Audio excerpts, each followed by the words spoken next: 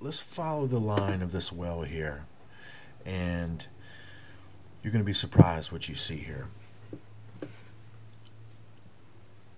As we started here at Genesis 49:22, Joseph is a fruitful bough, even a fruitful bough by a well. Now we're talking about the progeny of Joseph, Ephraim.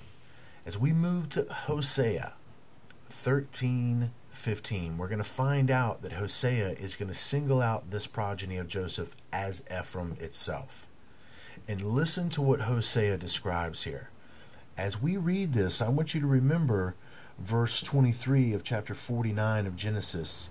The archers have sorely grieved him and shot at him and hated him. Remember I said that there was somebody that was unhappy with the fruitfulness of Ephraim and Manasseh?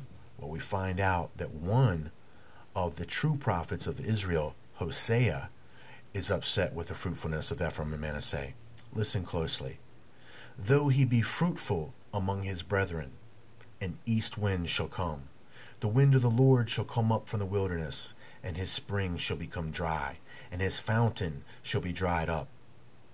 He shall spoil the treasure of all pleasant vessels. Hosea just told you that he's talking about, and we're going to see without a doubt, he's talking about Ephraim. We'll go to the book, he's going to say it.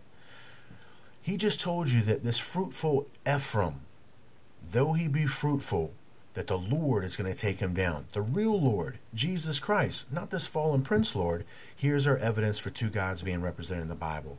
And we're going to find out that a true and honest prophet, true of heart, seeking the true Father of all that is, Hosea is going to reveal it for us. And he's trying to bring the Ephraimites down, or at least these adopted descendants of Egyptian royalty that have been injected into the house of spiritual Israel. Because like I said before, Israel isn't negative. Israel, we're talking about in its trueness, a spiritual fulfillment of the family of God. But of course, we've got the material corrupted version and description of that also. So though he be fruitful among his brethren, an east wind shall come, the wind of the Lord shall come up from the wilderness.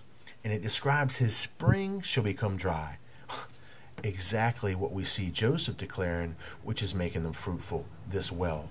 And then we're going to further clarify it as a spring to a well connected as a fountain. And his fountain shall be dried up. This is the Ephraimites. This is exactly what we said Ephraim was becoming fruitful by. We know who Hosea is talking about.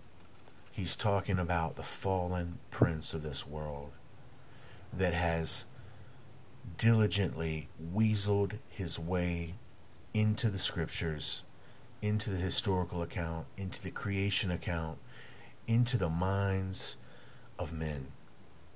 And he's planning and has been working on a serious deceptive show.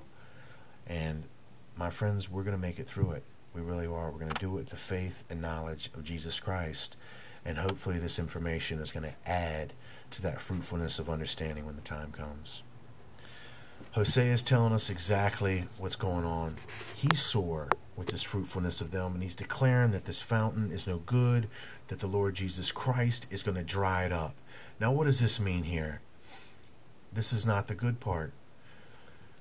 Before this fountain becomes dried up, we find out that this Antichrist, this fountain, shall spoil the treasure of all pleasant vessels, meaning that this strong delusion in Hosea's eyes is going to be strong enough to deceive the very elect themselves. We're considered the vessel of God. We're considered his temple, his vessel. He dwells within us. So he's saying that before Jesus Christ returns, that this well, through the efforts of Ephraim and Manasseh, is going to have the power to deceive the treasure. That's that treasure that we have stored up and laid up in heaven. We find out that the deception is so strong that Hosea even sees it as destroying, in this case they're saying, all pleasant vessels. Talking about us. Well, I know that Hosea saw things a little drastically here, because they're not going to destroy my treasure.